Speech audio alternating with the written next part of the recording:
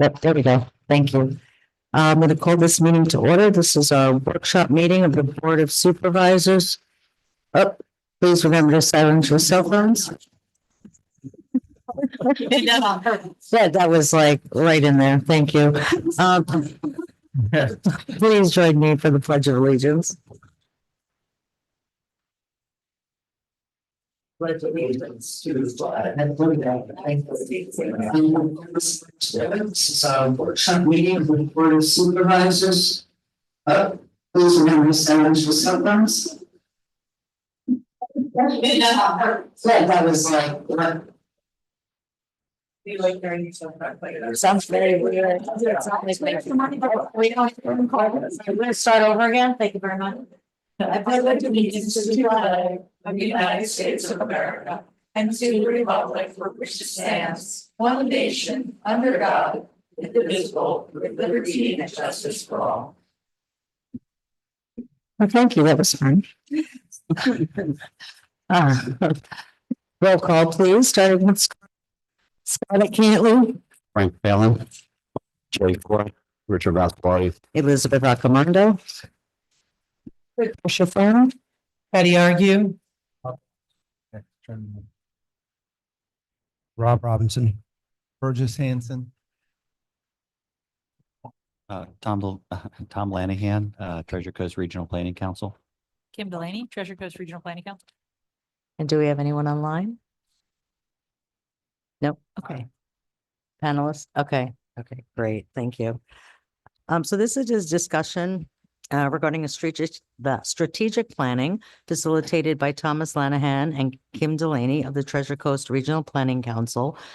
This is a continuation of our April 1st meeting, which was the kickoff to the strategic planning workshop. While the public is invited to attend, public comment is not accepted at this meeting. However, it will be accepted and encouraged at future meetings. This is more of a meeting about the process of how we're going to move forward with the strategic planning. This meeting is set to be 2 hours, time certain, with a hard stop at 8 o'clock. And with that, I'm going to turn it over to Dr. Delaney and Mr. Lanahan. I'm just sorry. for the record, Yep. Miss Frances Bethel is on Zoom. Hi, Francis. So thanks for the introduction. Kim Delaney with the Treasure Coast Regional Planning Council. There we go. Hopefully you can hear okay. Thanks for the opportunity to work with you on your strategic plan process. Let me just confirm on the screen. Oh, there we go. I see that my slide is projected correctly. So tonight is our second workshop in exploring the priorities with the board. And as Elizabeth mentioned, there are opportunities for public comment that will exist as we go through the process, but this is really focused on giving the board a chance to kind of work through issues and identify those things that we'll go out and do research on. We'll work with the staff and bring back a structured plan for then public comment to be entertained and for things to be worked through. And so tonight I have an overview presentation. The agenda for tonight, welcome and introductions, we've already done. Just for those members of the public that didn't participate previously, just a little overview on what a strategic plan process, what a strategic plan is, and the process we're underway with. Burgess had asked for us to provide a little overview of 2 planning documents the council assisted with a couple of years ago. One is the mobility plan, which identifies roadway improvements in the district, and the other is the economic resiliency plan that looks at really the land use patterns in correspondence to the transportation networks. I have a couple of slides to summarize those 2 plans for the board and for the public, and then we'll get into the details of the priority discussion. So anything to add to that, Tom? Nope. Okay, so keep rolling. So just for those members of the public, just a location map for folks listening in that aren't familiar with the district. Indian Trail Improvement District, of course, is on the western part of Palm Beach County. This map illustrates the legislative boundaries. The district was established in 1957, got about 110 square miles in the district. Of course, the district has a narrow set of responsibilities, really focused on transportation, drainage, and parks, but has lots of other things it has to do as a community of 30,000 people. And so the strategic plan process is designed to allow the board to work through both those issues where you have legislative responsibility and all of those other issues where as an organized entity, you can be more influential, have better predictability, be more responsive to the residents that you represent, be more strategic and be more efficient and effective in the work that you do. So that's the purpose of the process. It's, everything is on the table, really, in terms of opportunities for discussion, because there are things, again, that you have legislative responsibility for, and a lot of other things that you can influence. And so this process is designed for that. This map illustrates those active units in ITID. Got about 33 square miles, and now we're, I think, knocking on the door of about 50,000 residents, which is a pretty substantial community to be representing, that is otherwise an unincorporated Palm Beach County. So you are that group. You are that first and last stop for people when they're looking for answers. With respect to schedule, we're underway with our first 2 tasks. One of those is due diligence and the board discussions like this one tonight to get into the details of what's important to you as a board to focus on. We're also continuing with interviews and conducting background research on issues as they're identified in the process. For the benefit of the public, we would anticipate another board workshop to focus on parks. Tonight's focus is going to be on stormwater. It's Stump Jay night. I told Jay that's the subject. But tonight you have so much on deck as an organization to deal with stormwater and drainage that your staff team felt that we really needed to focus on that subject area for tonight. So that's going to be our focus.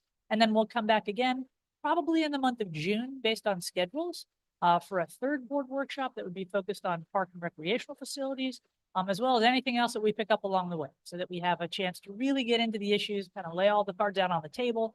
We get the most information we can as your facilitators, so that we could work with your staff and then bring back a plan that would then be in a public workshop discussion mode, if you will. That's probably end of the summer, might even be the beginning of the fall. But there's a lot to work through. And that would give you a chance to have a strategic plan for adoption. Again, probably we get into the fall of this year for your adoption. Okay. With respect to strategic plans, they typically have a mission statement, a vision statement of what you intend to do, a vision statement of where you want to be when build out occurs or when you've accomplished your goals. The strategic priorities are the focus for these workshops, and then some benchmarking that will develop working with your staff so you can measure your progress over time. So with that, there are 2 background documents we just wanted to touch on, and we'll stay very high level. Pardon me, for the benefit of the public. Both of these documents are available on the Indian Trail Improvement District's website. And so they are fairly detailed.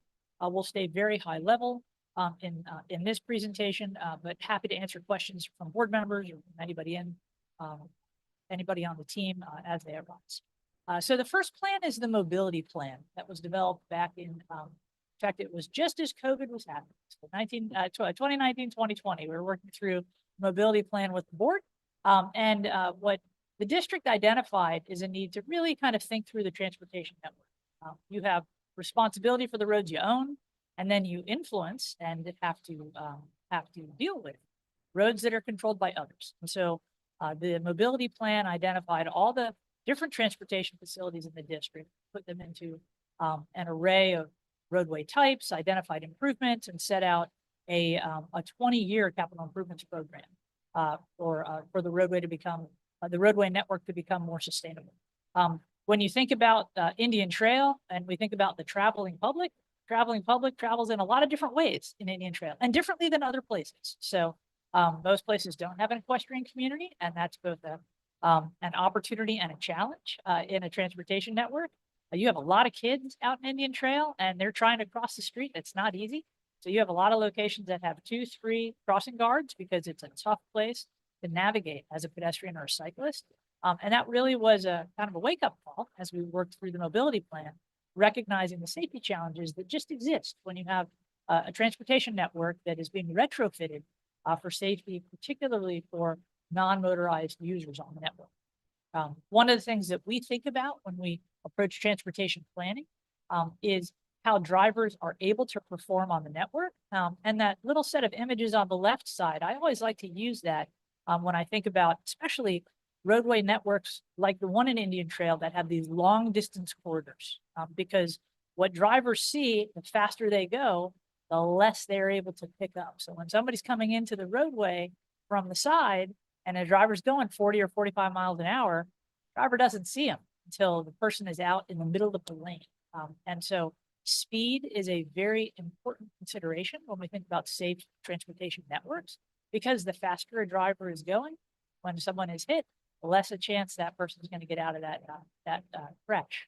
And so there's a relationship between speed and serious injuries and fatalities, and the safety of your network. And so again, primary focus in the mobility plan was on controlling speed, understanding which roadways could be calmed down, traffic calming standpoint, and how we could make a safer network. And again, just to reinforce the kinds of things that happen in Indian Trail, and a little different than other places. You have a more high-speed crashes that take place.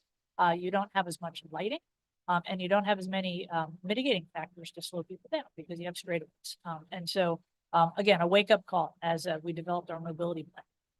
And so that plan includes what we refer to as a catalog of improvements. And so we identified a whole series of different types of interventions that might make sense. So there's ways to address the pedestrian realm, so you can accommodate people that are walking, the roadway realm, cycling, the cycling realm, if you will, or bicycle facilities. Intersections can be treated in different ways. Of course, you have equestrian traffic through the district, and we wanted to maintain that to the best of our ability. We detailed different transit shelters, plantings, signage, and other traffic measures. And with all of those components, we developed a series of typical sections for different types of roadways in the district. So these two images illustrate a typical unpaved street, for example, or the recreational trail street concept we developed for 168th Street. And so using the right-of-way, for example, for the recreational trail street, this is the 168th Street model. If you decide that road isn't going to function as a regular road, you can do some really interesting things along that corridor and amp up the recreational benefits that come from having a roadway along the canal in that location. It doesn't have to carry as many vehicles, but carry users doing other things, traveling that corridor to create an amenity. With respect to two additional roadway types, we have an equestrian street concept for roads that have a 60-foot right-of-way. Those are your typical roads, like Key Lime is an 80-foot right-of-way, and you have a number of numbered streets, like 140, that have 60-foot rights. And so on those corridors, we identified a cross-section that would include multi-use paths and equestrian accommodations, if you will, so that we could help those corridors become more complete. An example of in an 80-foot section, if you can imagine, this is a Key Lime Boulevard, for example. So typical condition, you have swales on either side, sidewalks set pretty far back. With some improvements, roads like Key Lime, and just calling out Key Lime as an example, there's nothing proposed currently on Key Lime, just for the benefit of the public. But as an example, with the application of some of those types of improvements identified in that catalog I referenced, you could have a multi-use path on one side, you could have an unpaved equestrian trail on the other, a little street tree planting, you could really change the character of those roadways. This actually helps slow traffic down. It doesn't just make it a nicer place to walk, bike, or skateboard, or ride your horse. It also makes the road safer because you start to enclose the roadway and it doesn't feel as comfortable to go as fast. So there's lots of reasons why these types of techniques are packaged together to make for a safer network. There were two trickier types of roads that we focused on as well. These are predominantly controlled by Palm Beach County. So we developed a rural community connector concept, if you can imagine, for Orange or Coconut, which are larger rights of way that have improvements that are planned, and also a rural parkway concept, and that was developed for 60th Street. So for example, on Coconut, the current condition, as you all know, is a 2-lane section with sidewalks on one side. It is an 80-foot right-of-way, and the county has indicated a set of plans that would widen that road to 5 lanes. In the 80 feet that exist, there'd be very minimal bicycle pedestrian accommodations because there's just not enough room. And so based on input that we received in those workshops, we actually recommended a wider cross-section that would require some additional right-of-way to be able to really more appropriately accommodate pedestrians, cyclists, and equestrians on facilities like that. So this slide illustrates that example. One of the subjects that came up in your workshop at the last time is ITID's role in helping acquire additional right of ways. That's one of the issues that we're going to address in the strategic plan going forward. The other unusual roadway condition is what we refer to as the rural parkway. So this is 60th Street along the M Canal.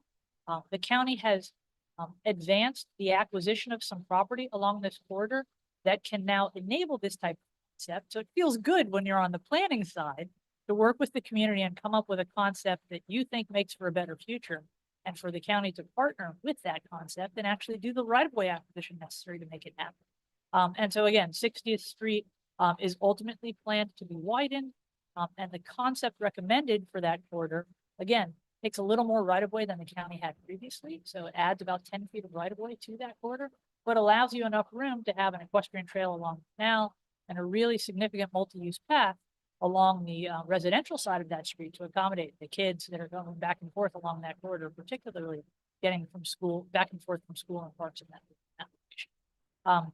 And so with those different cross sections and roadway configurations, we developed a set of plans for the district that identified all of the different potential improvements across the 33 square miles. So existing conditions kind of illustrated in map 1, the proposed improvements illustrated on this slide, which identify locations where roadways would be reconfigured over time as they're paved or as grant dollars become available or other funding mechanisms become available to slowly infill the district over time to better connect it and make it safe. The circles on the map indicate equestrian crossings. And so this map includes the vehicular improvements as well as the bicycle pedestrian improvements and the equestrian improvements. One of the subjects that came up in the last workshop was lighted stop signs.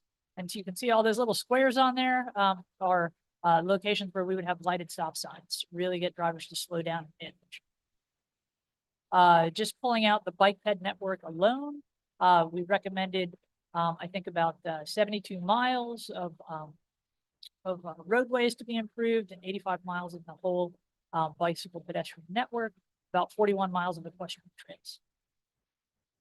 Equestrian improvements called out just specifically on this slide, just for those that are interested, with equestrian trails either existing in the solid lines, recommended in the dashed lines, and those equestrian crossings in key locations, again, to make for a safer, more connected network and get people back and forth to the destinations they're trying to access. And then, if you can imagine, if a multi-use path or a wider sidewalk is accessible within about a half mile, right? We cover 90% of the district with recommended improvements. And if you measure within a 1 mile buffer, then the entire district is connected long term. That was the goal, is to connect the entire district over time.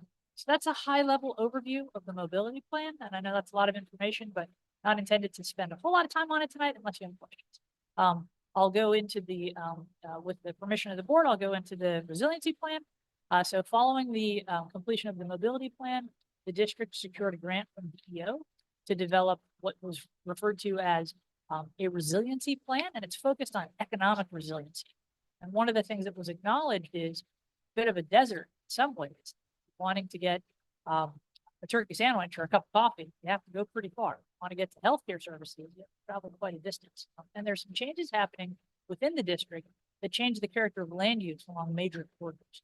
And so this plan focused on a consideration of those major roadway corridors, the land uses, and key intersections, and the potential for them to perhaps be modified over time, making more resilient. The focus in that plan, as illustrated on this slide, are the county and state corridors that are going to be the major arterials and collectors that exist in the district. The plan focused on the potential to figure out whether or not, with some modest changes over time, if you could accomplish maybe within about 15 minutes or so, most of the daily use. So very minor interventions, but just to make a more sustainable and enjoyable place to be. And so with that in mind, in working with the board and the public, what we heard is that Indian Trail is a great place to live, and it has safe neighborhoods and it has a wonderful rural quality of life that we're really trying hard to maintain. But at the same time, we're missing some pieces that would make it better. Guest houses for people so that when their mom ages out, she doesn't have to move out of the neighborhood, but can live in a house on your property. There's a little bit of a lack of housing diversity. So when kids come back, there's not really a place for them to buy, especially not in this market, where the market has really driven housing values to a point where it's very hard to come into Indian Trail, especially if you're a young family, or coming back from school, for example. There's just nowhere to go. It's a somewhat of a food desert, so you have to travel a long distance to get to either some basic needs that you might want or need. And there's some land use conflicts that are present, where widening roadways leave single-family residential homes in a condition where it's very hard for those values to be maintained and very hard for them to be maintained physically as well, with lots of traffic on them. So if that's the case, is there a transition over time that makes for a better community? That was kind of interesting. So the housing, the land use types that we're focused on in the process, of course, large lot residential is the bread and butter for Indian Trail. So 1.25 acre lots, of course, as a land use type.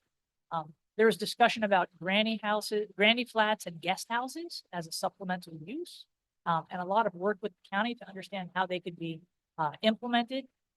They could be rental over time. They could accommodate a family member, and they add to your housing diversity as a place.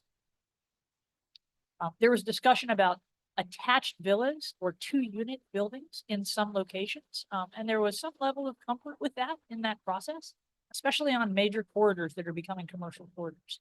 And so that's a unit type that doesn't really exist in the district. It's a way to diversify housing portfolio that you have and introduce access for other types of residents in the district.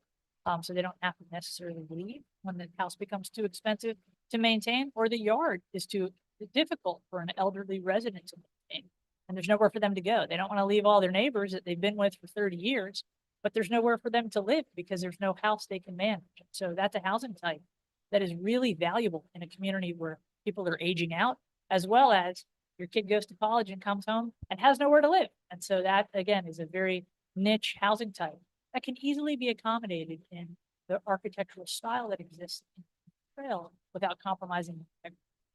There was discussion about select limited types of commercial and mixed use styles that had a proper architecture and scale to fit in the district.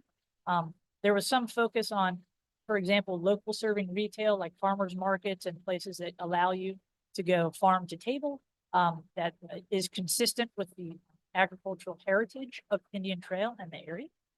And also smaller scale restaurants that, again, bring that diversity into the district in a manner that doesn't compromise the look and feel and rural character, but instead complements. And so with that, there was an evaluation to identify, where those nodes might be as the roadway network develops over time. And those locations are identified in the numbered circles on this map. So clearly the intersections of those major corridors, North Lake and Coconut and Orange, you already have retail activity that has now emerged organically at that corner. The other 3 corners, though, are single-family residential. And as the roadway network is widened over time, again, it's very difficult for single-family residential to perform well from a market standpoint in a location where you have potentially a 4 or 5 lane road intersecting 4 or 5 lane road. That's just a tough place to be left. And if you don't have anything else that can happen, the default condition often is that those homes often become rental, and then they have a more difficult time being maintained because there's just so much drive-by traffic. There's nothing wrong with a rental condition, but it is a different maintenance standard often than an owner condition. The bigger challenge is the domino effect, because once a corner goes, the adjacent properties are then becoming right.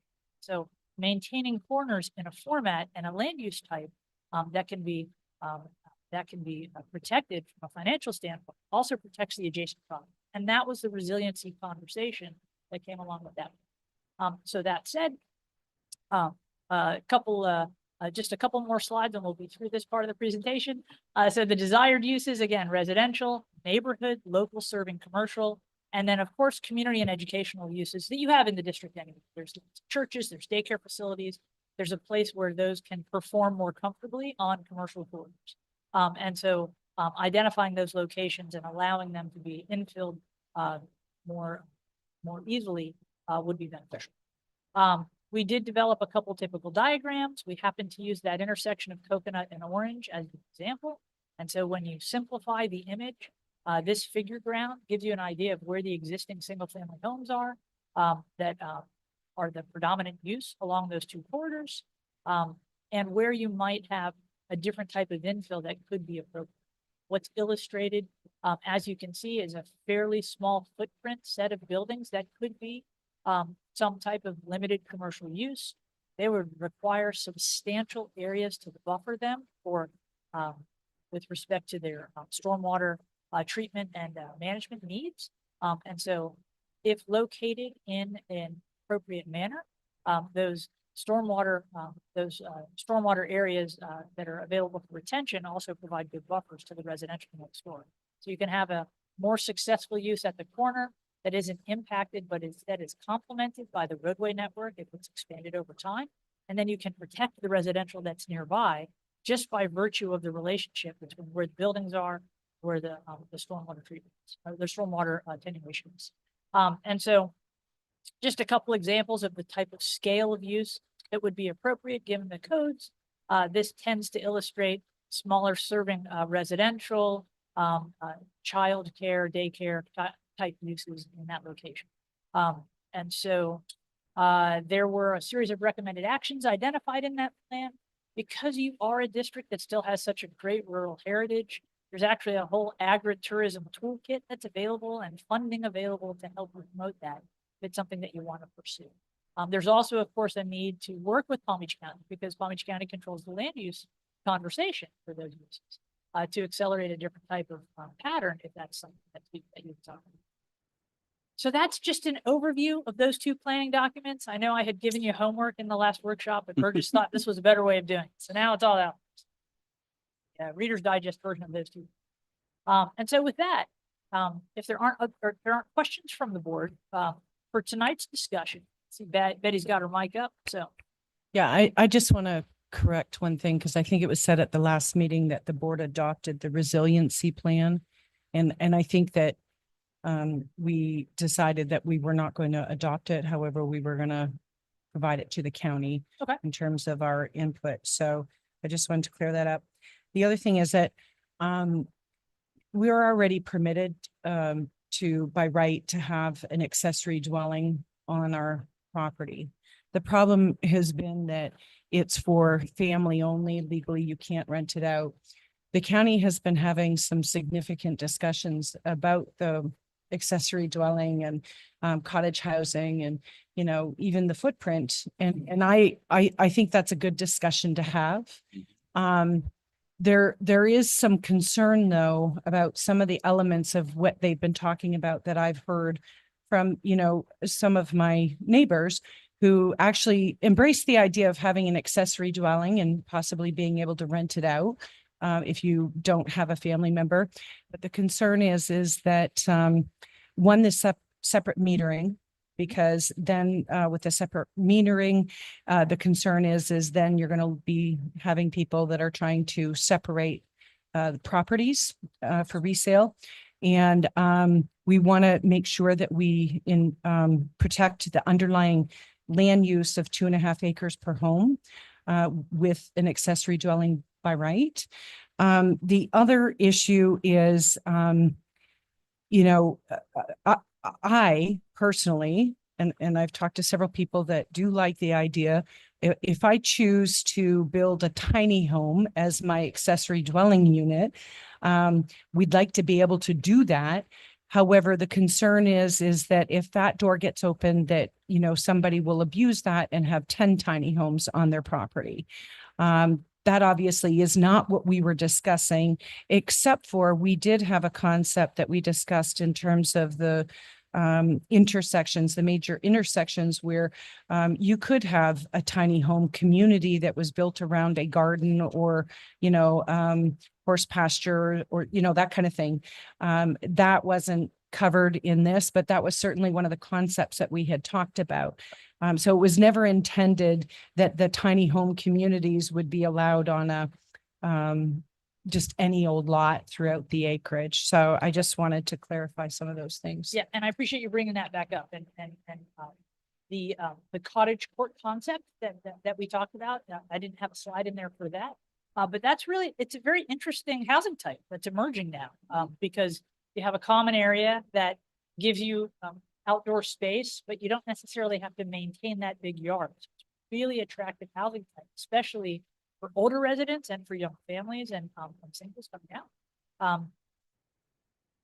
And serves the equestrian community and absolutely one of the cautions that is in place with respect to infill is that the underlying zoning doesn't allow a density of multiple tiny homes on an interior lot. So the question is whether or not on those corner properties, for example, or along the commercial corridors, is that something that the board would like to support? So again, one of those areas where this conversation, allows you to become very strategic and focused in your conversations with the county. So that's the other activity happening along the accessory dwelling unit conversation is some legislation. It's actually loosening up some of the requirements to promote more. Slide my microphone. Okay. That's the part I was gonna say. I didn't mean to steal your thunder. So, jump in, Tom. So, Yes, the legislature is talking about that. I don't know where the dust has settled on that. They're not done yet up there. But was certainly a topic this time around, accessory dwelling units and the degree to which initially the legislature authorized that they could be done. We kind of saw this pattern play out with the residential and commercial properties. First, they said you could do it, and then they mandated that it be done. So the conversation's kind of along those same lines of moving restrictions out of the way on that. So we'll have to see what actually gets signed into law and what the implications are of that. The second meter is an interesting concern with the potential for lot splits and things like that happening, which would add a whole level of complexity to what you all do here. sure. And I think there's actually, there's some internal challenge in the county's codes with respect to the kitchen. being disturbed. Yeah. And that's where there's been. Yeah. And I think the county is trying to work through that. It's awfully hard.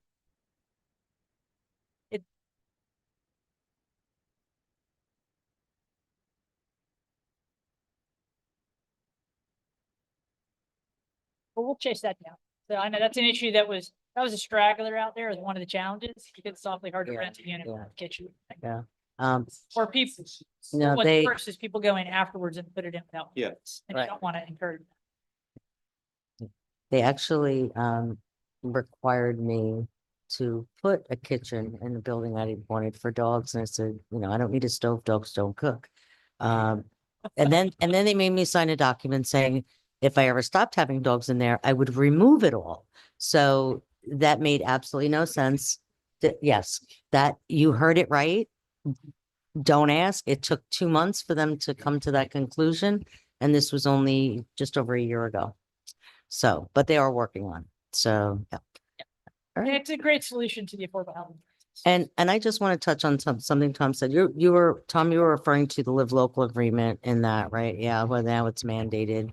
And can Right. you just, a lot of people don't understand that. So if you could just put it on the record exactly what that live local agreement is. I just briefly, I don't want you to go into too much detail, but I think it's a whole important. separate presentation. Okay, about that. then But no, just to brief, very just- broad terms, what it has done is, it has preempted, local government control over, essentially, density and maximum building height for residential that is constructed, that meets, certain affordability requirements in the state, that the state law has. So that's between 80 and 120% of, average income. It has to be housing that is, affordable to people in that range. And it would be, the maximum, density allowed anywhere in that jurisdiction. So anywhere in unincorporated Palm Beach County. So whatever the highest residential density is, that could be applied to either commercial or mixed use zoned land. So this is not onto residentially zoned land. It's into commercial, mixed use and industrial zone land. And then it also allows that the maximum height of a residential structure would be could be as high as anything of any type within a mile of the location that you're looking at. And so those two things are state preemptions that override local zoning authority. And then those projects also have to be approved on an administrative basis, not through public hearings. And they do have to meet all of the other code requirements. Depending on where they are, there's relief for parking too. But landscape buffering, lot coverage, drainage, there has to be, utilities necessary and all those different factors there. But it potentially significantly altered the balance of power, if you will, on density and height restrictions. We've seen it taken up kind of intermittently. There's some jurisdictions where it's happening a little bit more frequently and others where it isn't. One of the things that I always tell people when I present about it is somebody looking to do this development still has to buy the property. That somebody has to be willing to sell at a price that the developer can pay. And there's still all the other infrastructure factors that come into play. You still have to be able to get there and et cetera, et cetera. And then they've gone back, let's see, that was 2 years ago, I guess. So they made some changes last year. And I know they had some stuff teed up this year. Again, I don't know exactly where all those bills have landed. That would potentially change, again, some of the battle space there. There's been very limited implementation. Limited implementation so far, at least in our region. I think there's been, some more uptake of it in other places because, some of it is even at those levels, which I think it is a worthy topic of discussion, whether that is actually workforce or affordable housing at 120% of average in this county, for example. But even with those, it is still very expensive to deliver units to the market. So that is probably having an impact on how much of that we're seeing. The other thing that we have heard goes on is it is used as a threat. Frank's probably got clients that have heard this where they'll be like, well, approve this thing that we want, or we'll, get you one of those live local things and, stick that in there. You hear that. I don't know how effective a strategy that is. And I presenting at the League of Cities, I said to everybody there, I'm like, okay, is that necessarily so bad that people could have a place to live? Think about, what your plan might already be calling for in that location. Kind of a call the bluff argument. But so there's a little bit of that going on too, but it has not sparked the, hundreds of projects that I think people were fearful of would happen. That was the one thing holding back all this action from happening. It hasn't really worked out that way. It's been more limited. I'd like to add that when we did the resiliency plan, it was before Live Local. That is correct. And I think it came right on the heels of, when we completed the resiliency plan, it was the next legislative session. And the concern is that some of the things that we talked about in the resiliency planning actually opens the door for Live Local to be utilized in our community. Whereas right now it's limited in the commercial designations that already exist and the properties that could become commercial. The concern is that if we were to support, land use change in a certain area, because we think that, at this intersection, nobody's going to build a single family home and it's more appropriate that, it be something else except for a gas station. But we prefer it to be something that it is going to serve the community somehow. The concern is that if we support that, that then at a later date, it can be turned around and changed to live local. And we will end up with something that was not what we wanted. So right now, there isn't many opportunities for developers to implement live local in our area, but this does create that door for it. So I just wanted to point that out. And that's why there's the objections that there are right now with North Lake and Seminole Pratt in particular. No, thank you for bringing that timing up. And that would be certainly another factor now to look at on the suitability of some of those Right. locations. Thank you. Good point. Burgess, do we have Michael on?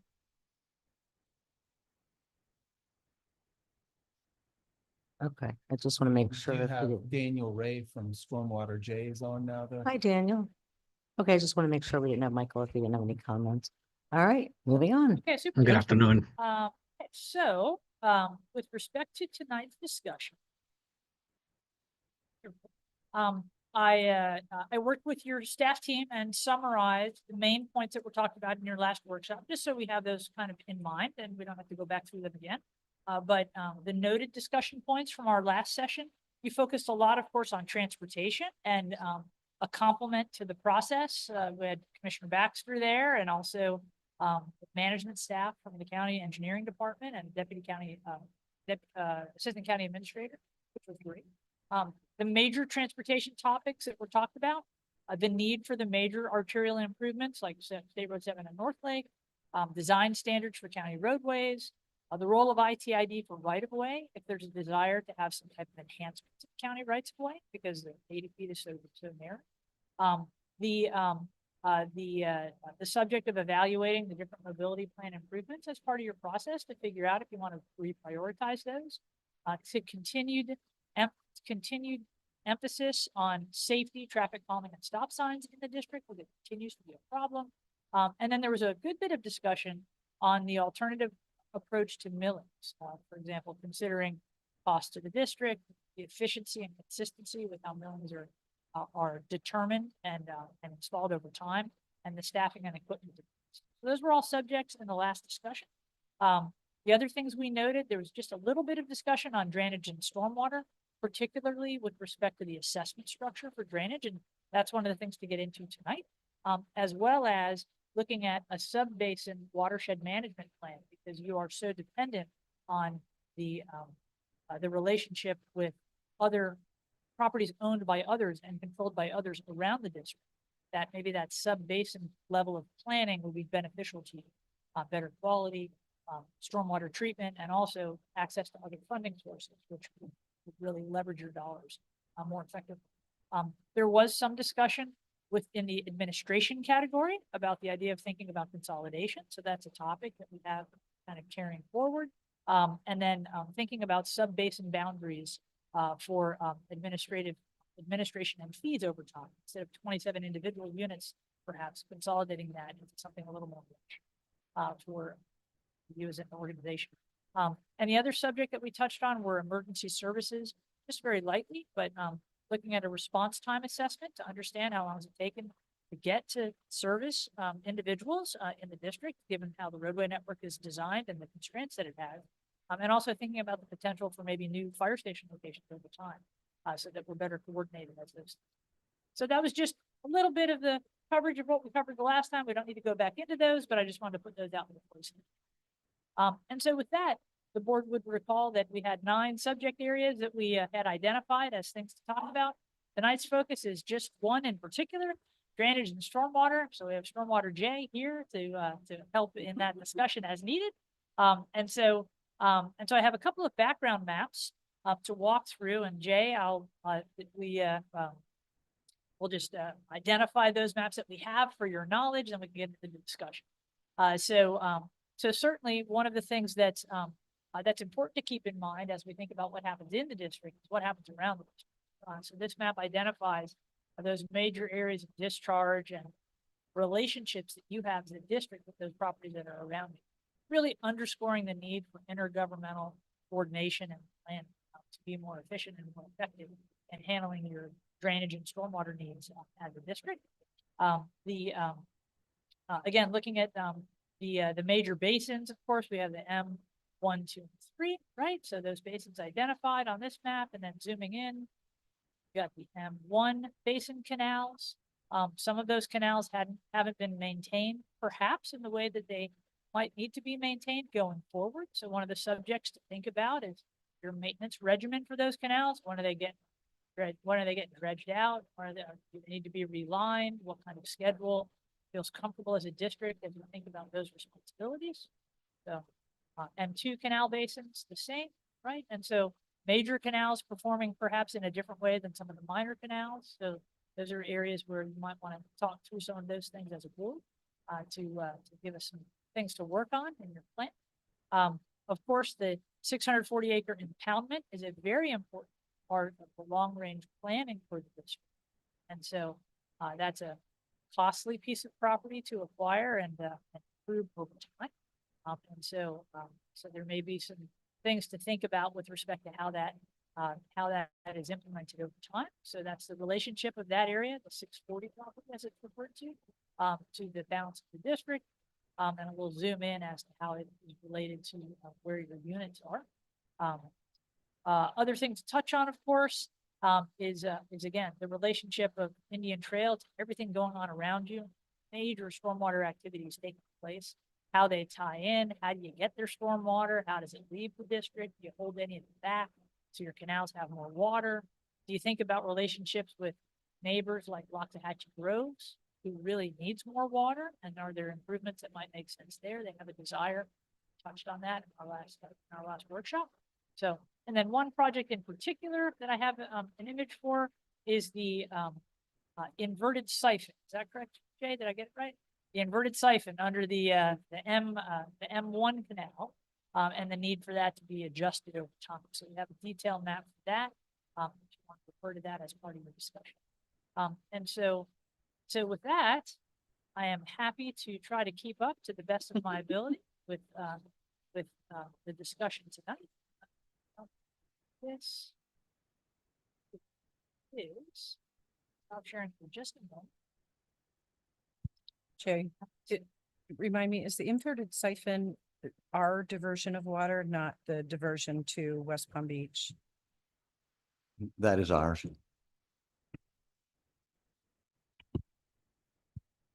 If I may, through the chair, just follow up on the inverted siphon. We do have a tentative agreement from Palm Beach County that when they do the construction for 60th Street, that they will replace part of it, but we would still have to pay for the section that's out of that right of way. So, which is something different than what it was about 5 years or so ago. Because originally they did not think they had to pay for it. Has legal reviewed that? Because in my opinion, they're doing something that's causing us to have it change. So why are we being forced to pay for it? I've brought this up in the past. I really think we need to be looking at that. I don't think we should just say, oh, sure, we'll pay for it. I think the county wants it. The county should pay for it.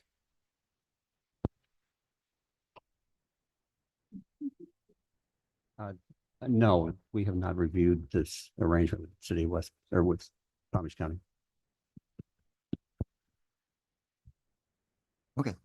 I can address it to the best of my knowledge. We have a structure that has not failed yet. It was built in the 80s, so it's metal. It has the potential of failing at some point in the future. We've had 2 inspections of it. When the county is looked at the plans for 60th Street, they also did an inspection and feel that it needs to be upgraded, fixed. And they don't want, what they agreed to is taking it from the 60th foot right away south. They do not need the pipe under the M Canal or through to us. The reason we were they need the road, but if the road isn't there, they don't need to touch the pipe. So they have tentatively agreed, and there is no formal agreement that they would pay for that portion. We also recently received an email from someone in the roadway department, Kathleen, and I'm forgetting her last name, that asked us if we were interested in maybe going out after some grants for that. The inverted siphon as it exists does not have the proper capacity, hydraulic capacity to pass the flow. If you recall, can you put up that map again? If you'll recall, that just north of the M Canal is the FPL easement that's goes diagonally across it. You see how the pipe is diverted to the east, north is up. That little stub out into the canal is because there are the major transmission lines located there. We don't have either the pipe size or the canal size to properly convey water from north of 60th Street to south of 60th Street. We have the capacity to discharge 750 CFS, which is a tremendous number. Think about a cubic foot every second. And we got 750 of those every second. You could fill a standard sized swimming pool in about 2 or 3 seconds with that flow. So we don't have the current capacity to get the water from the north side of 60th to the south side of 60th. So should we pay for, we should be expecting that at some time we want to upgrade that structure. Certainly we shouldn't pay for anything that's connected with 60th Street.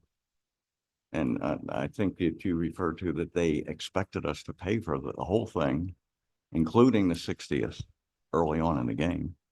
They actually did. But no, that's, no, they have agreed to pay for their part of it. They have not agreed to pay for the part that's under the M Canal or extending into our M1 canal. I hope that explains it a little better.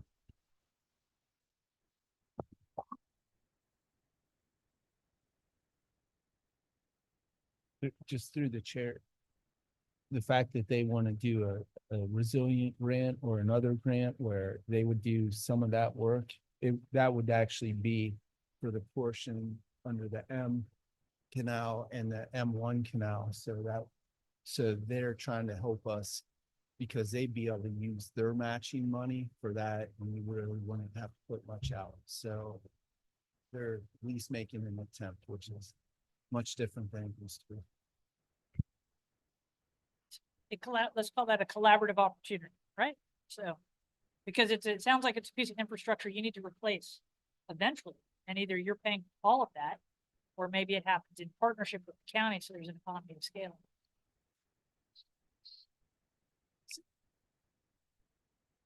What's the typical life expectancy, I guess, on that kind of structure? Are we nearing the end of it? Is that what you're saying? If it's put in the 80s?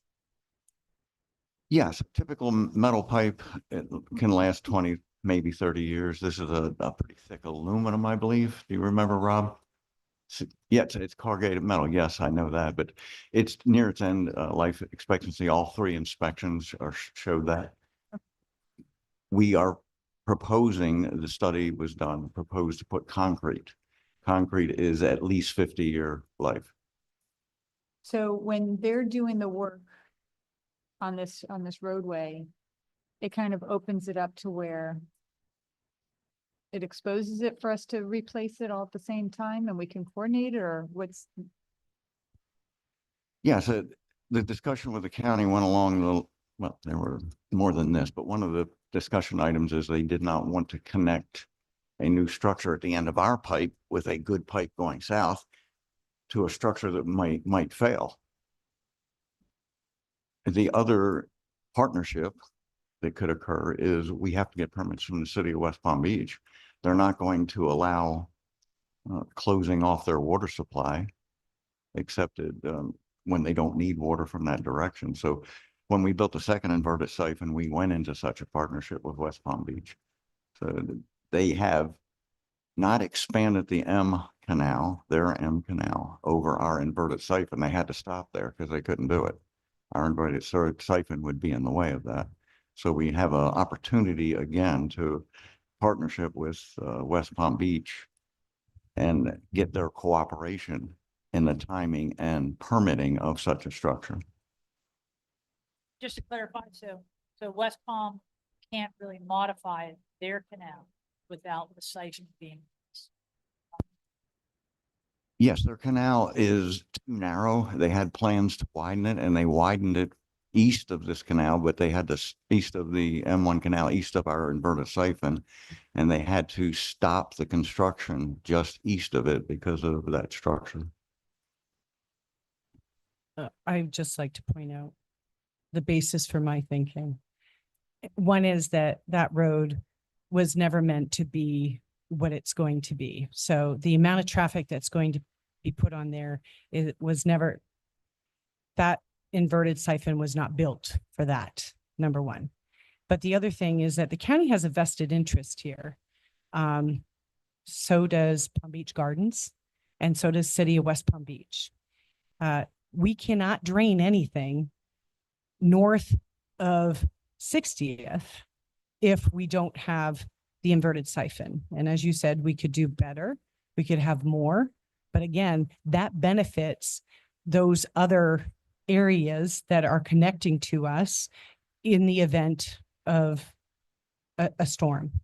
So I think that if we can get to a point where Indian Trail is not having to pay a dime for that because we have other needs, i.e. the 640 acres, that really is where we should be focused, in my opinion. And again, the county is the one who's made these decisions and has allowed all this development. And they should bear the burden of that, as far as I'm concerned. It's not about not trying to collaborate. It's about trying to reduce the burdens that have been added to our residents and that are going to increase our taxes. So that's where I'm coming from. Thank you. Yeah, thank you. I'm just hoping that nobody's taking my comments that statements of what history has been as to any position I am taking. I am just trying to regurgitate what has occurred in the past. I am not saying the county should or shouldn't pay for this or that. I am restating what did occur, not what should have or will occur. Thank you. Yeah, I have a quick question. I don't want to get too far onto this right now, but the inverted siphon, obviously the M Canal was built, I think like 70 some years ago, maybe longer. Why are we under it? What's the purpose of that instead of connecting to it? Glad you asked that because I was hoping for. I think I know the answer, but I want to see what Jay says. The M1 canal is designated as a class 1 water supply. Mhm. You cannot intermix surface water with the class 1 water. And it's also, See, the M1 Canal is what again? the M1 canal is our canal. Yes. That is a surface water, it's a stormwater, surface water, normal water. Okay, The M canal, the City of West Palm Beach's M canal, is a class 1 water body for water supply purposes. You cannot intermix the two. You can discharge into a class 1 water if you meet water quality standards. so We- our we water do- apparently is very clean in the acreage, correct? It does not meet class 1 water quality, but we are one of the cleanest surface waters in the area, yes. So this canal right here, that's full of pesticides and fertilizer and blue-green algae and all the stuff that we've talked about for years. We can't connect to it. We can't connect to it. It's also held at a higher water level. So if we wanted to discharge, we would have to pump, which we have done as a pilot program in the Mhm. past. I mean, it's obvious West Palm needs water. I think Lake Okeechobee is probably pretty low right now. And let's not make any mistake. I'll say this a million times. We know their water comes from Lake Okeechobee, comes from Semi River, comes from Orlando and the parking lots of Disney World. So all this hype about this water is so clean, I think that's baloney. And maybe they could use our water. And if our water is as clean as that, we have said that, not me personally, but ITID has said over the years that we have very clean water. Maybe that's something that they need to relook at as far as times like this. And I do believe it's going to continue to be dry and we're going to have this 640 acre impoundment that's going to hold water. And just, I don't know, I'm just thinking out loud. You're the engineer, but their water is so clean. No, thank you. Okay, I'm done. Through the chair, Mr. Foy and I will talk to, because I know we're setting up a meeting with you about drainage. So there's a whole history to this. Yeah. I believe that. Yes, I Yes. do. I just want to say water has been the new gold for the past 20 years and we need to be very careful. West Palm Beach has wanted our water for a long time. Other people want our water too. There's a lot of history here and I trust Jay and Burgess to catch you up on some of that. But yeah, it's a really sticky situation. And the big issue is that when we need to get water and get rid of water, everybody else needs to get rid of water. And when we need water, everybody else needs water. You look around right now, everybody is low. We are completely bone dry right now throughout the district. So just always keep that in mind when we're talking about water and giving water to West Palm Beach or anyone else. Okay. Yeah, exactly. But do we sell our soul to get it? You know, the same arguments that you made about the water and M Canal, it's a class 1. That's the whole reason that they're able to stop it as long as they have and why they're trying to get it to federal court. So that's been their whole goal and they're not going to stop. The only thing that might stop them is at the federal level that all those clean, the Clean Water Act, if that goes away, then it kills their arguments and we might actually get somewhere, but it's not good for the rest of the earth. So I don't know. Thank you.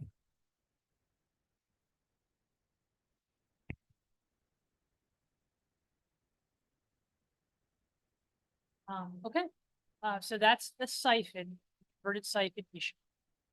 Let's touch on the 640, because that was really a big subject. Your last portion. That's an expensive project. It's a long-term project. It's going to take a lot of partnerships. It's kind of like unpack that 640 project. So, status, Jay, timing? 640? We're working on it. Okay. Let me, For the benefit of the public who may be listening and not as familiar, can you just get like in 2 sentences, just describe what we're working on there? 3, maybe 3 sentences? if there's one thing that the board, I'm sure that several of you have heard this, but I'm not sure Rich has. One thing I want you to remember, in, out is equal to delta storage. You can only discharge a limited amount of water unless you're on intercoastal waterway or ocean. That limit is typically 1 inch per day. That's the easiest way to talk about it rather than CFS. 1 inch of rain in a day. We talk rainstorms. Isaac was what, 18 inches here? 19 inches in some places. So you had 1 inch going out a day. We stored 1 inch in the existing impoundment. Groundwater and surface stored another 6 to 8 inches. Add those up. In 3 days, you get 3 inches of discharge. Let's use the high number, 8 inches of groundwater and storage around the house and on the roads. You're up to 11. What do you have? And you had the 3 inches discharge. You had the 1 in the impoundment. That's 4, and the 8 at most is 12. You have another 5 inches, 6 inches of rain that occurred, and it doesn't build up 1 inch per 1 inch because you got a house taking up some of that area. So your lots and your roads are already flooded. When you get a big storm like that, you're building up another foot. So not only are roads and lots flooded, you have another foot of water on top of that. Now, those are rough numbers. They're not exact. If you build the 640 acres, that can hold another approximately 1 inch. That is real important to us because it reduces, in other words, every storm you have, you can handle another inch of storage. So that's the basic tenet of what you need. Another thing that I've said, I want you to be sure that you remember that flood protection in South Florida is not by discharge during a storm. It's by recovery of storage between storms. In other words, I don't care how dry you are, if you get a 17-inch rain, if you're already full in groundwater, you're going to flood no matter what. If you can't discharge that water between storms, you're going to flood. So the between storms becomes the most effective mechanism that anybody in South Florida, other than on the intercoastal waterway or on the ocean, has to protect against storms. So you got to recover the storage. If you don't have any storage to begin with, there's nothing to recover and you can't protect your people. The M1 basin is what we're talking about for the 640 acres. We have a 720 acre impoundment, which won't have the same storage. It has less because a lot of it's above ground. The 640 will actually be able to store a little more in because the ground is a little lower and we plan to excavate it out a little bit. So you have close to the same capacity with both. Now I lost my train of thought.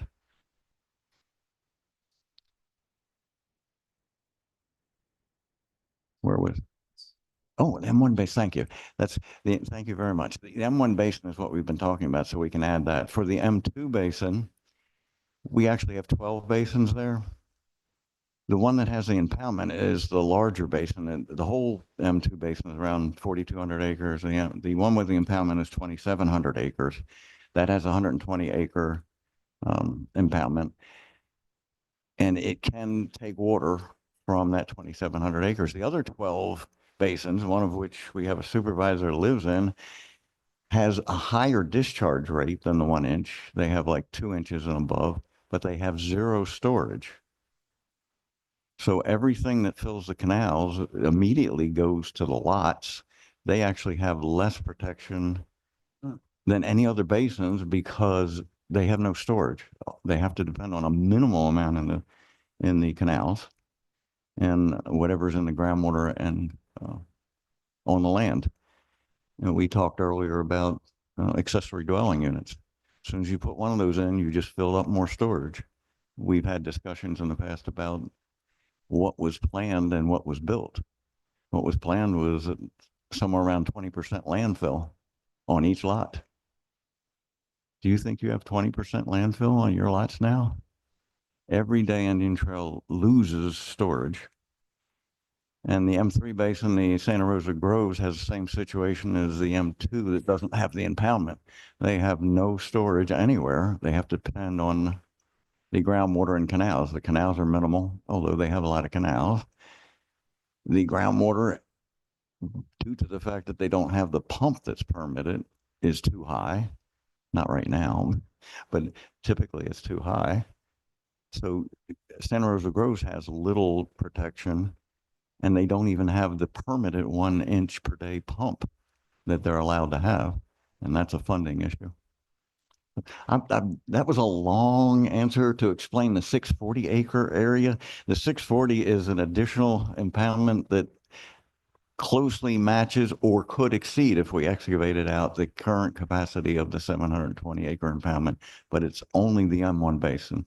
So explaining the 640, I wanted to make sure people understood that's for the M1 basin, not for M2 or Santa Rosa Groves. As a supplement to what Jay's saying, he's talking about how if the drainage system is set up to include the 640 acres, that's how it will function. But I just, as a caution, how did the district get the 640? Well, we don't actually have it yet.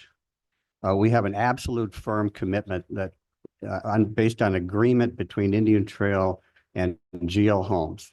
GL Homes was required by Palm Beach County as part of its comprehensive plan amendment for its development project to commit to provide 1 square mile of drainage capacity to Indian Trail.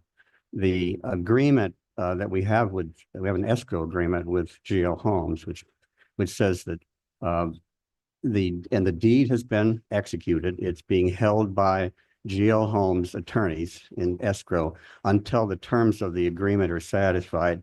The major term is that this project has to be completely financed and completely designed and completely permitted before the deed will be turned over to Indian Trail. So the deed's there, the deed's been signed, it's to Indian Trail, but we don't get to record it and therefore take control, physical control of the property or legal control of the property until those terms have been satisfied. So that agreement imposes upon Indian Trail an obligation to upfront the costs of designing it and coming up with the funds for the function. Now, it's not, the design that was proposed was just a surface drainage. So it's not like but there is substantial cost that will be involved, both in the permitting process and in the design process. And then we'll have to go through some kind of funding system to provide assurance that the funds are going to be available. And when it's all available, then 1 year after that date, the project will be turned over to Indian Trail. So they get the GL Homes leases the property out for agricultural purposes. And so they want a year. It can be negotiated less, but in order to give their farming leases time to relocate. So just to keep it in mind, that's kind of the history of where this facility came from. Yeah, so if I could, just to clarify, the financing, engineering and permitting is for the 640 acres has to be in place. Yes. Okay, not GL's entire project. No, Okay. it's separate. And also, I mean, GL may or may not build its project, but the terms of the escrow will remain in place. It's basically a vested right that Indian Trail now has, but not the right to move in and take command of the property and control the property. What's the scale? of permitting design? I would turn to Jay. I thought you were gonna ask the cost of construction and That's the second question. that. That's the follow-up question. What are the benchmarks we're gonna have there? We haven't made a real good estimate on, I think the total estimate we were coming up were somewhere close to $1 million to get it to the point of fully meeting the GL. I believe that was a number. We have talked about it in a grant, and I think it came up to close to $1 million. By the time you're through the geotech, which we've already completed, the structural and the permitting. So just to complement that, so right now we have an appropriations bill that is both in the House and the Senate budget currently. So we'll find out, in the next day or tonight. So, what the funding will be. Right now, it's at 450,000 on the Senate side, 250,000, I think, or somewhere in that neighborhood. I forget exactly. On the House side. So as they're going through reconciliation, hopefully they'll be closer to the 450. And the upcoming budget for us for fiscal year 26, part of the budget recommendation for the board to consider be another $200,000 to $250,000 in there to begin the design and do anything else that we would have to do relating to that. And then there may be other sources that could help us with that. The $1 million involvement. Is that kind of the number that we're talking about in the design permitting? Yeah, we estimated that would be hopefully the most that would cost. And we've already done the geotechnical part of that. We've already got that report. So we started the process, but we have a long way to go. And then, No. and then No. Construction Yeah. is, earthwork is one of the most interesting construction costs. If somebody wants to fill or you can use it, it doesn't cost you anything or you can make money. The estimates that were made, how long ago did we make the estimates? Somewhere around 10 years ago now. To do the impoundment, just the levee and the internal ditch came up to about 10 million. If we excavated it out to its entirety, which gave us a lot more storage, it came up to around 50 million. Now, again, earthwork, and Rob gave us a presentation about the potential of using the materials based on the geotechnical report. Earthwork could end up making you money Or if you had to get rid of it, it would cost the full amount. Now, I estimated the earthwork cost at $6 a yard. Earthwork now can easily exceed that. We need to build walls anyway. I just indicated, this is an extremely valuable parcel of land. And so Indian Trail is getting, once all these terms and conditions have been satisfied, it did not have to pay cash for 1 square mile of developable property. Resource, without question. The tricky part is, how do you put the pieces together? Make it happen?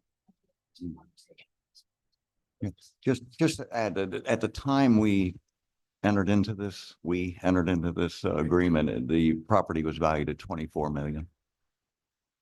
Can I just add, because one of the critical pieces to it is that GL agreed that they would cooperate with us every step of the way in getting to, because it sounded very daunting when Frank shares all the things that we have to do. But the agreement was that they would assist with us every step of the way to get where we needed to be. But ultimately, the lease that they have, they would have to give notice. If it turns out that they don't have a lease, then obviously that goes away. But it's part of the agreement that if there's a lease and they have to give notice, we have to give them a year notice. The other part that was left out is that we have to go through the amendment process, which I brought up a couple months ago. And I think that that's something else that we're going to talk about. But the critical piece is that Indian Trail cannot be spending M1 assessment dollars or any other dollars actually, but it's supposed to come from the M1 basin. And it needs to be in the water control plan. So we need to get that done. Not running in the It, water. and we have to go through a whole process to do that. So, that's a big issue.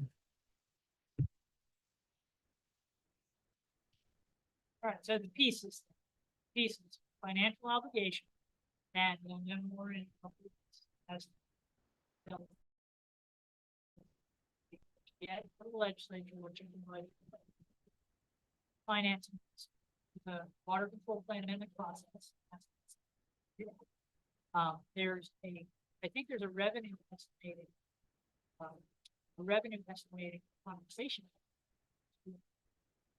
Sounds to me like that's a good revenue stream to them. Do you have buyers for that? You have awareness as to what's in that bill? There a phase one need? I think, Frank, you should maybe address that, or we should bring this back for a later discussion. But I think the reason why we have not sold fill in the past is because of the environmental issues and the liability to the district. But we are in need of building berms and walls throughout the district. So I'm not concerned about actually trying to get rid of it. I think we will utilize it somewhere, won't we? Well, it would offset us having to Right. purchase it There you from go. the Okay, aggregates. sure. But Same as there, that. but we wouldn't really look at, I don't think we were proposing selling it commercially. I think No. there's interest from the Florida Fish and Wildlife Commission that they would like to purchase it potentially for the Moss property because they would like to raise elevations in certain parts of it. Instead of having to truck it in from a distance, it would be very, very short distance. Not even barely a mile to get it from the 640 into there, but that is a very early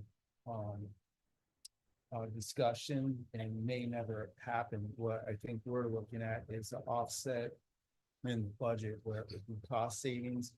And within the M1, that cost savings could then go toward the 640. The district is not in the business of commercially mining and selling. Well, there are many assets out there that the district could take advantage of if it were but it's not a private enterprise. So, and the whatever the value is should be for the benefit of the M1 basin landowners primarily, in some way, at least I have to Make- ask the question. keep, So- yeah, keep it in the district, but not going to be. Now, if there'd be greater freedom to move it outside of the district if we're dealing with another governmental entity like Florida Fish and Game, which has adjacent property. So that's not a commercial sale. But that would still require some kind of interlocal agreement or intergovernmental agreement.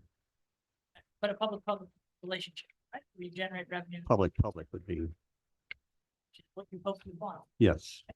So, okay. Question, real quick. Those sound like pieces, Rich. Yeah, why can't we sell it commercially? They're public, it's a public asset, and there are limitations on how you dispose of public assets. Also, the district's powers do not include getting involved in buying and selling goods like a commercial enterprise. We're a governmental entity. So, and it has been the interpretation of the special act, district special act over the last 70 years that there are assets here, but they're for the benefit of the district and the landowners within the district. But revenue is good for the district and the landowners and lower taxes and things like that. And is there a way to figure something out with that or bring it somewhere and have a discussion? It's Or is just something you said 70 years? So, I It can mean, certainly be discussed. Yeah. okay. I mean, There's environmental issues as well. That's correct. Yeah. There are other issues. The Yeah. Commercial value is just one element of it. Are you air environmental condition, what's on that number? You need to pay an audit or something like that, or what? GL Homes did a phase one audit, nothing more detailed than that. They didn't find anything. There might be some, it was agricultural. It is agricultural. So there might be some diesel fuels or some pesticides, but there was nothing identified to date of any substantial environmental threat. Doesn't mean that there couldn't be, but nothing has been identified to date. And just for the record, so I'm clear, if we were to enter into something with another governmental jurisdiction, it would be through an interlocal agreement based on certain parameters and costs and things like that. So it still wouldn't be like how you would go into the Palm Beach aggregates and pick it up there. So it would be much different than that. And then collaboratively together. Right? Makes Potentially. makes you a yes. better grant, right? A resource. to that public.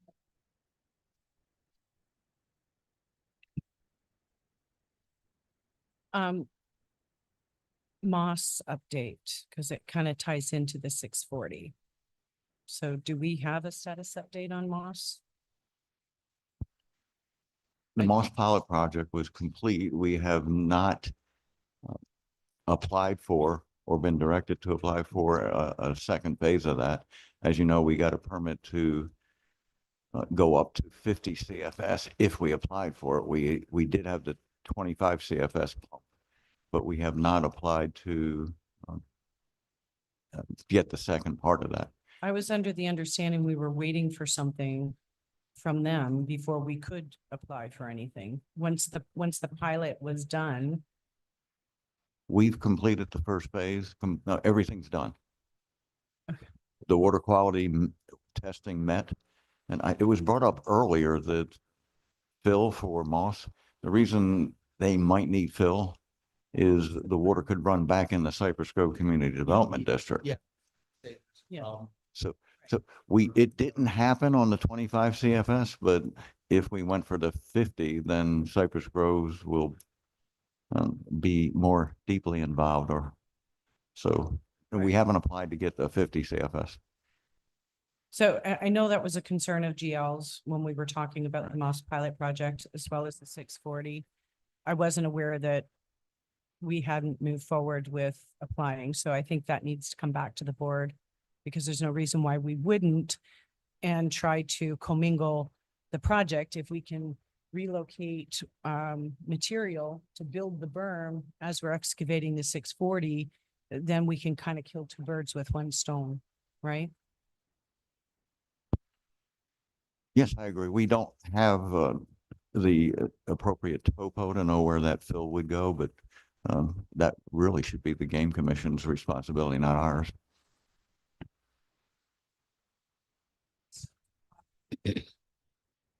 The permit allows us to go up to 50 CFS if we apply, but that gives the Game Commission the opportunity and Cypress Groves the opportunity to get involved in the discussion.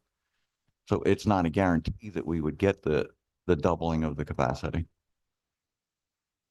Jay, right now, if we had a storm, do we have the ability to drain into Moss? No, it was a pilot program. We don't have allowable discharge that way. Can we please bring this back to the board? Because I think we need to discuss that. Thank you. Just another factual, something for the record. The GL property consists of a large portion of the undeveloped areas of within the legal limits of Indian Trail. But GL has its own special district called Cypress Grove Community Development District, which is a different category. We're a 298 drainage district. They're a community development district. They have a wider range of powers. They're not intending to use Indian Trail. They're going to create units of development for very limited purposes within Indian Trail, but that's a different topic. It really deals with transportation. But their drainage system is separate and is not going to be a new basin within Indian Trail, just for the benefit of the public. So I have a question for Jay on this. So you're saying that it will affect and bring water into CDD? Yeah, the pumpage was from our M1 impoundment, that's 720. It pumped west into the Moss property, now owned by the Game Commission. It can flow southwest, but there are a couple of canals that go through Moss property. Once it gets to those canals, it can back up, go to the west, and go to the east again, and go back into Cypress Grove.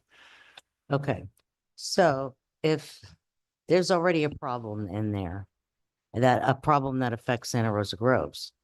So if this water goes back to GL, that's going to cause them to have to discharge more, leaving even less capacity for Santa Rosa Groves to drain.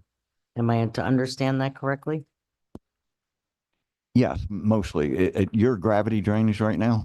So the answer is a definite yes. But When- even if you got even a if pump, right, but even if we doesn't. have a pump, as we well know from last year, if there's no room in that canal, we can't pump.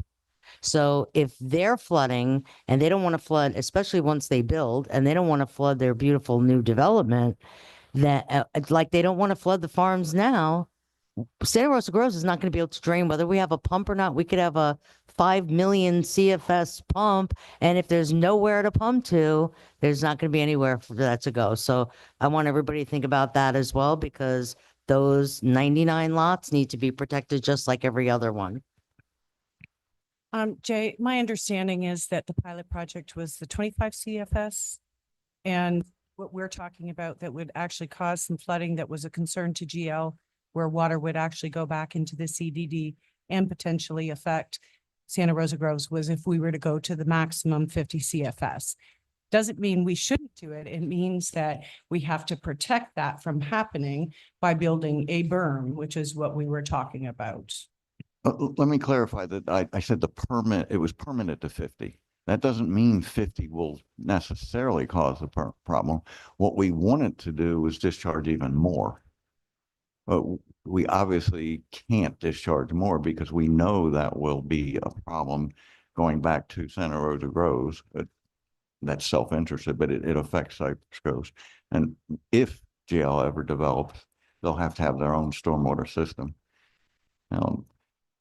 You know, the legal issues we went through with Santa Rosa Groves. I'll just warn you that Cypress Groves has more legal issues. For example, they accept Santa Rosa Groves drainage. the canal that discharges is not even in their district. So Frank will have a good time figuring out all the legal issues if that ever happens. Yes, we own the canal south of Santa Rosa Groves to the east. Yeah, that's just basic. Is there, some answer to it.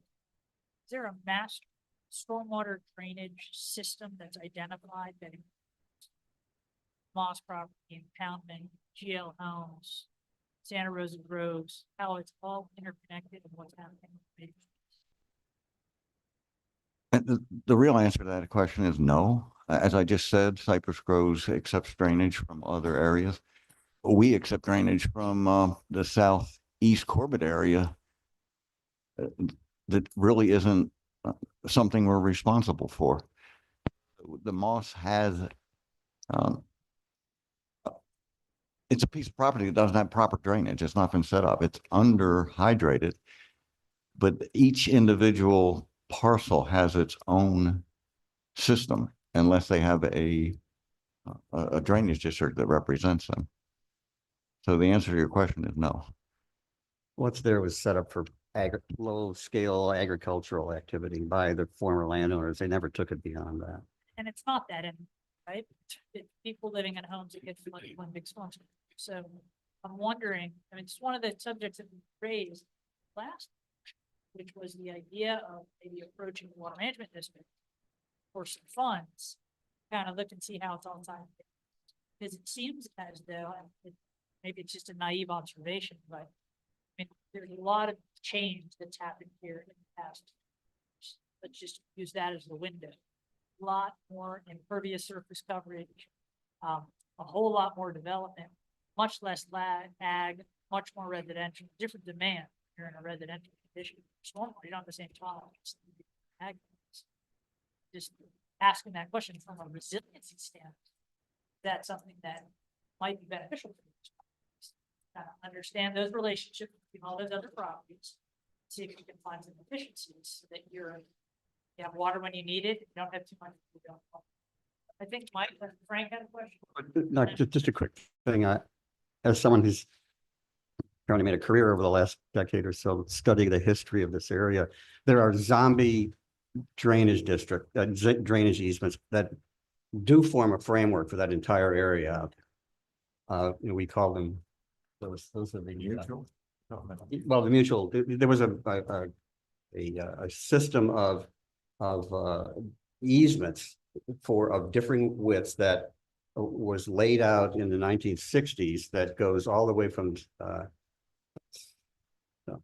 Seminole Prep, Whitney Road, all the way to the LA Canal by the original landowners. You're talking about the section line easement. Yeah, the section line easements. And they're at different widths. They're not designated as, they're for drainage, for roadways, for irrigation and a bunch of other purposes. There are different widths, which I think you can assume the bigger ones were intended to be canals and the more narrow ones were meant to be roadways. They're on section lines. So that every section line almost out there has these easements shown on it. And that was the framework that was going to be carried over on the assumption that the acreage pattern was going to be extended all the way to the LA Canal. So whatever we have in the existing acreage for the way the drain system is laid out was expected to be potentially all the way out. So it's tentatively there.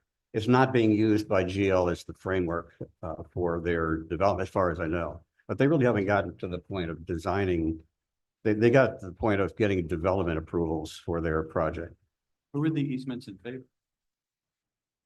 The landowners, I mean, the original landowners. So that's There are some to Indian Trail out there.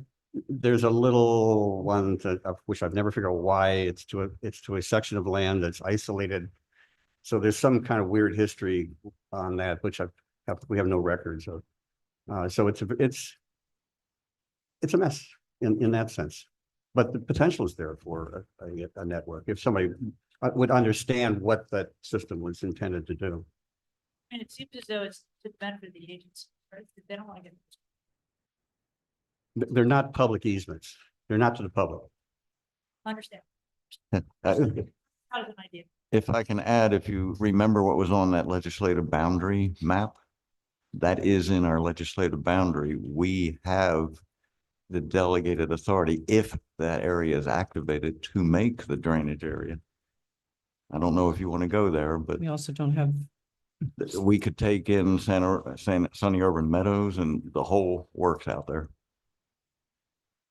I do want to point one thing out because I don't want, there's some things that I think can get lost. We have individual drainage basins for a reason, and because we're a special district,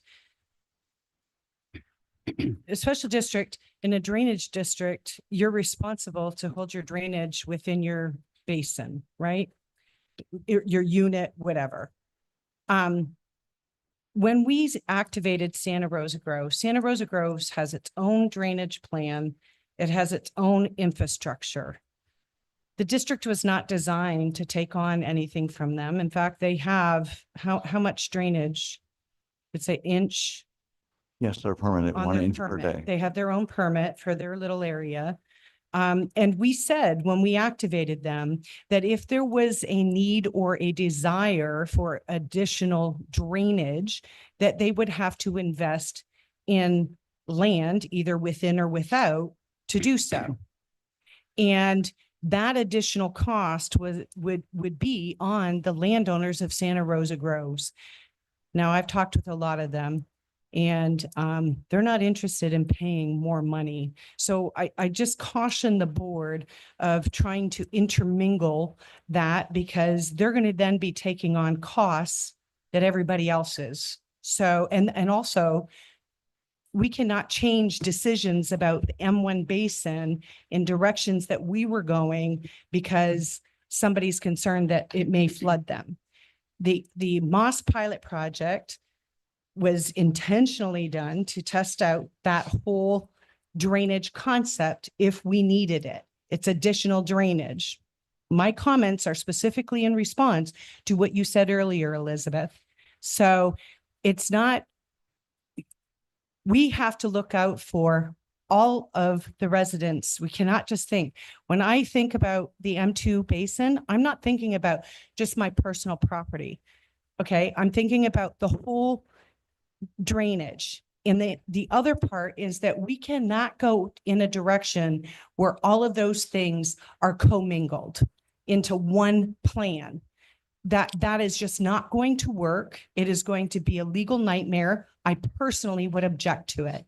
And I personally would file a lawsuit against it. So I'm just going to put that out there, because just even talking about this, it's a mess enough. And we're not going to clean it up by trying to commingle it. So I just like to respond to that. I wasn't concerned about my personal property flooding. What I said was, if you flood GL, then Santa Rosa Groves is going to flood. That's all I said. So I'm not talking about my personal property. I'm talking about the 99 landowners that live in that area that already have an issue.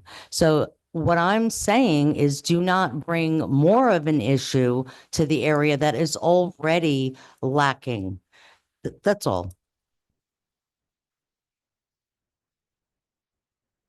I'd like to bring up a question, if I could, that, Jay mentioned in the very beginning of his, remarks of, the original concept or, original expectations that, I think you were saying like 20% lot coverage and things like that. And, I'm not going to get real specific about where I drove on my way in here to the meeting, tonight, but I passed a residential property, that, has an extraordinary amount of lot coverage on it. And I said I wasn't gonna say what I looked at. And I wonder, what are the rules that, because these obviously these building permits are issued by the county because they have building permit authority. So what are the rules that they are applying? What role does ITID have in influencing what those rules are? Given that potentially they're very different from what the original design assumptions were. Is that something that, comes into play somehow? It's a question. I have no idea what the answer is, but I can give you this, the short answer is that in the M1 and M2 basins, the county has regulated according to the Unified Land Development Code, and we have had little to no input except when it's not the AR zoning. In other words, on an acre and a quarter lot, they do whatever the county will allow them to do.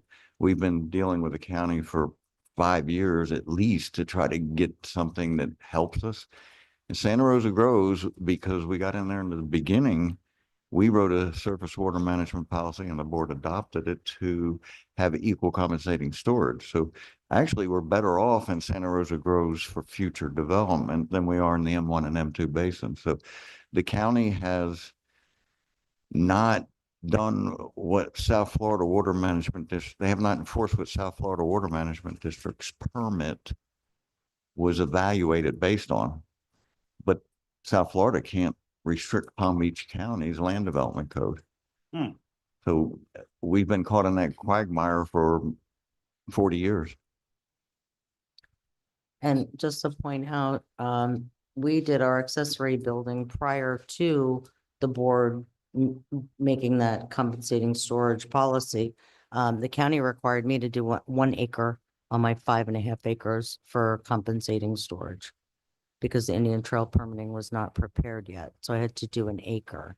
So, but you know, we're talking about 5.5 acre lots. So I am nowhere near that 25%. We're still have a long way to go to get to that point, but that was what the county was doing out there. Yet out here, where you have much smaller lots and much less, permeable ground, it doesn't seem like they're holding to that. So I don't know.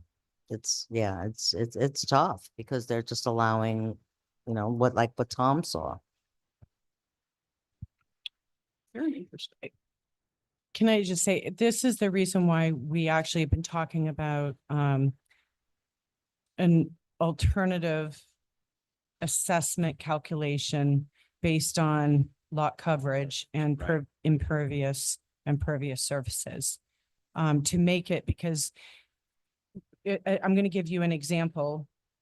Santa Rosa Groves is their own unit, so they're not commingled with other 1.5 acre lots where they would be unequal. But in the M2 basin, we have 5 10-acre lots that are draining into the M2 basin. And the M2 basin is primarily 1.25 acre lots. Those 5-acre lots are rural, we're exurban. And those 5-acre lots are paying for drainage only in the M2. They're now paying for the R3, but they're paying based on 1 acre. So if they have 10 acres, they're paying 10 times the share of the M2 drainage costs. And they don't even have swales. Well, because our swales are actually our unit expenses for maintenance, right? But they're not using, somebody who's on a 5-acre lot like Elizabeth is not draining every square inch of her property. The more agriculture that you have, the more that you're able to absorb that water. The more trees you have, the more you're absorbing that water. But as you saw, and a lot of the new properties, but even some of the older properties are being retrofitted, and they're building huge garages, accessory buildings, what have you. And that means that when it rains, the swales are being overburdened, which could overburden the canals in certain areas. And there is a difference throughout the district in what that impact is. It's different in Santa Rosa Groves. It's different in the M1 East between 60th and 40th, and between Orange Boulevard and North Lake. And over in my area, south of West Island Black, what Jay was talking about, we have 12 what's called individual basins. They literally are, a backhoe went along and dug a scoop of land out, and that's our drainage basin, 12 of them. right? That run for 2 miles, okay? It's nothing. So the more that somebody builds in my area on their property, there's less places for that water to go and a higher chance when there's a storm that those properties are going to flood and stay flooded because we don't even have a pump to pump the water out there. So And there are Jay, unique issues. yes, I'm sorry.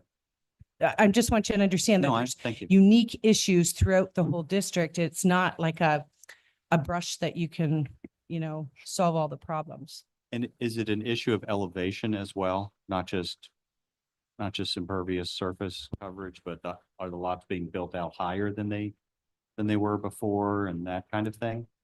Yes, one of the major factors is over the years, the health department has required higher and higher drain field elevations. Our finished floors have, except for the earliest built finished floors, are typically not a problem because the septic tank drain field has to be above a certain level, Yeah. and typically you don't pump in your drain fields, although some people do. Typically you have your house at least 1.5 feet above that. So not only are people building more aerially, they're building higher. So every day we lose storage I out think here. it's 24, there's not- 24 inches is the county requirement now, I believe, for the floor height. There's just not a day we don't lose what we had. We fall behind every single day. And the other thing we haven't accounted for is the Millings Road and pavings. We have not accounted for that additional drainage that we've lost. So the old timers will tell you that our roads were part of the drainage. So So as you can see, there's a lot, Dr. Delaney. So what do you got? What do you got next? Because we have like 14 minutes to go. So 13. let's try to get, Lot coverage here, I think you have, the 640, we teased that out pretty well. So there's a whole series of steps necessary to make that. The Moss property is another piece that there's a series of steps to make that one happen. It sounds as though a larger scale stormwater plan isn't desirable for lots of pre-existing, which just leaves those inefficiencies. Let's see, what else to cover in terms of stormwater? We'll talk a little bit about canals. And the canals, have a maintenance obligation that falls on the district, right? To maintain the slope and the condition. Is there a standard method that you use as a district to go through that maintenance process? Is there a schedule with that or number of canals? that you do Rob, in a given you year? want to speak on that? Oh, Burgess? Rob hasn't got to say anything. Yeah.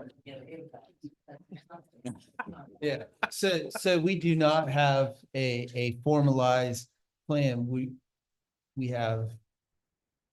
What we've been doing is trying to find money, outside money to do a major east-west conveyance canal project, to do canal reclamation, because we do have canals that have become overgrown. Believe we have not had canal dredging of any significance probably since the 80s. We've done some, but not very much. And in the past 5 years I've been here, we've done very little because it just has not been a priority. Yeah, because all of these different silos we're talking about, there's large funding gaps there that get passed on to the homeowners. And it was brought up by one of the board members earlier, who's paying for it. And so you can only do so much from a financial standpoint, but then we also have limited resources, meaning even if we were to use contractors, we still need project management oversight of those.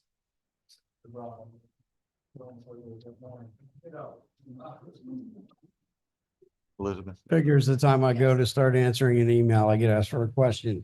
Yeah, as Burgess, Mr. Hanson said, we've done some dredging over the years. M2, when I first got in, we were already starting to excavate out some of the canals. There's significant work that needs to be done throughout the district. We keep focusing on other things, but at the end of the day, our first and foremost mission is as a drainage district. So it's very important that I believe we focus on these going forward. Yes, the milling roads, dirt roads, we have park issues, we have many different ones for our residents out here. But I believe the most significant, as Ms. Argy said, water is gold. And right now, when you have it, everybody wants it. It's the same thing like Phil. When you have an abundance of it, so does everybody else. So, but we need to be able to convey all this water properly and store it and hold it and discharge it and reuse it as efficiently as possible. So And- we've also done significant culvert replacement, which started about 7 years ago, maybe 8. Where we had, I believe it was 100 culverts that were in an unacceptable or failure level. Those have been replaced, so we have a little over 400 culverts. So we are now going through the process of replacing those. In addition to the canals, we've also been working on swales. There were sections, especially in the northwest portion of the district, where there were no swales. So we were able to apply for a grant and put in swales and do other roadway projects in conjunction with that. But I think, Jay, you were going to say something.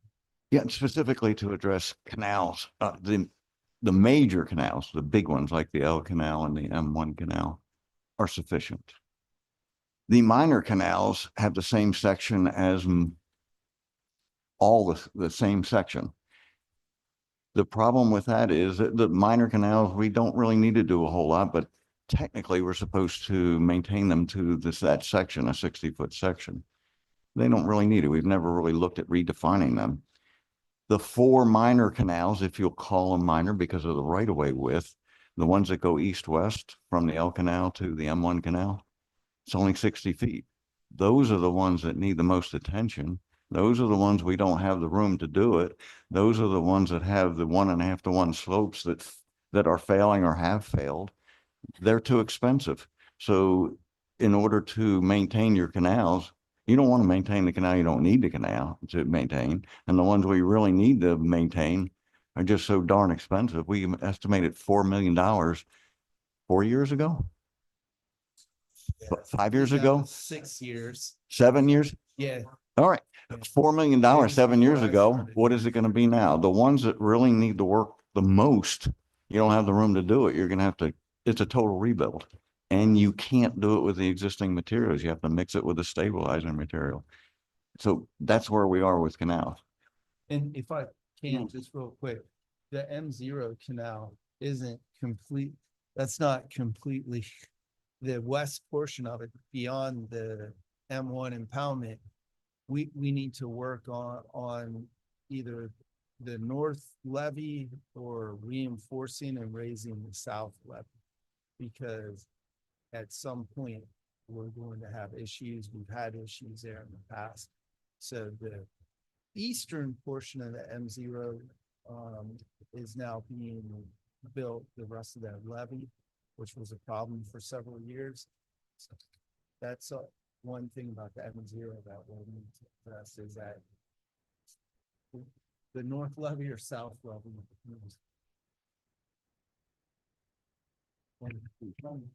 Question first. The money that we budgeted for the grant for the east-west canal conveyance, is that money sitting in an account somewhere? Well, it's sitting it probably in the grant account, and then what happens Is protected though. It's Yeah, not being and then what moved to happens- something else. carries forward designated for that particular project. However, at the next board meeting, we're gonna have to let the board know that, we'll do it tonight. We've lost that grant. I just heard that. Yeah. But we still have the money, the matching dollars, because we appropriated for that, right? The portion, it was out over amount of time, like a certain amount, actually, I think, over the years. So the part that we budgeted so far in the budget It's still in the, I just want to make sure it's still in the account. Yes. And then, okay, Yes. thanks. Okay. So it sounds as though with the canals, we need to do some work with staff, identify what are all the different canal improvements that are on deck. Have a rational review of what the potential responsibilities you have over the next, let's say, 5 to 10 years. We can get them organized in a way so we can chip away at them. It'll make it more efficient to go get grant dollars. Spend those grant dollars, right? Period of time. But at least you'll have an inventory of what's on deck. I think Right. as part of this process, kind of figure out how to prioritize. And I think another, and we spoke about it, but we weren't very direct, is, and we've been trying to work on this, but increasing discharge amounts into the South Florida water management system. Because it's still the discharge, and I don't want to be redundant about it, but it's well below where it should be for the M1 basin in particular. Below where it should be and where it's legally allowed to be. You're not putting out what you are allowed to. Is that what I understand? Because you can't get it through that? the No, no, center there? we have much more conveyance and discharge capacity than the water management allows us to. And Ah, when the system, when South Florida system is not strained, the C51 canal is low. We can get all the discharges we want. We can get up to 2 inches discharge per day out of the M1 basin, but as soon as water levels, we can be cut down to, well, now it's about, about 3/8 of an inch per day. We're now allowed, and the norm is 1 inch per day. That has a long legal history with lawsuits, and we don't, gosh, that would take a couple hours to get through. So it's, no, we're not getting the that's by discharge. rule, that's not a physical constraint, that's a. We have improved our facilities to far exceed what we're allowed to discharge. But- And we have used those facilities post-storm when South Florida can accept it and when Royal Palm Beach water levels are low enough. Can I just say, in layman's terms, the drainage permit that we have for the M1 basin, if you know the map, between 60th and 40th, State Road 7 and 140th.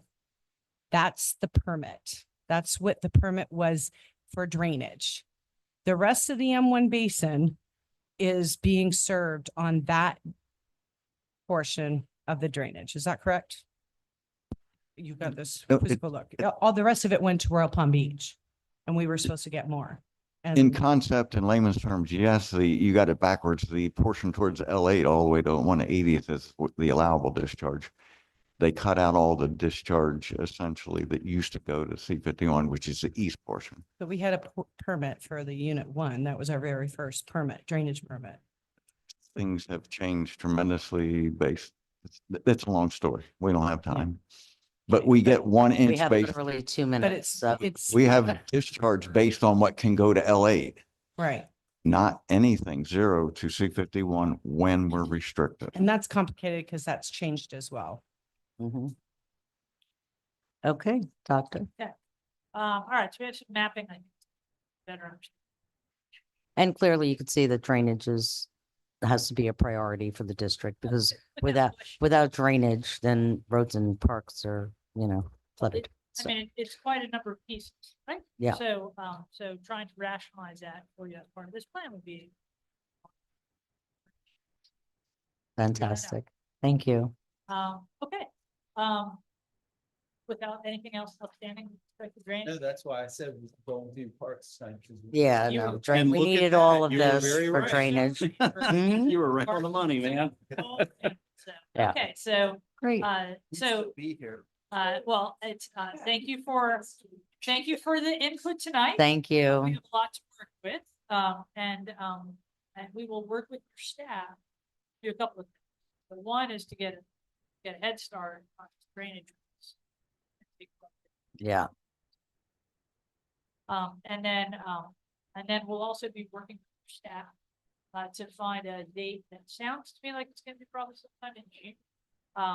Maybe later June, but depending on vacation schedules, because I know that's tricky. but a parks night, which, likely I think we expect about a 90-minute, 2-hour discussion on it as well, kind of get all those pieces out. So that we can then have what we need to assemble the pieces into your. So that's what you'll see next. We'll be working with your staff and trying to get everything organized.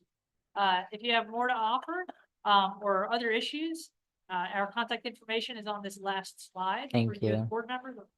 Could you send this slide to all of us? Sure will. So, Awesome. Thank you. and in fact, the notes that we took from your last workshop are part of your public record. We've already sent those to Scarlett. So Great. you have that, both the presentation and the notes, and then we'll Perfect. work together to make sure these notes are accurate. Send them to you.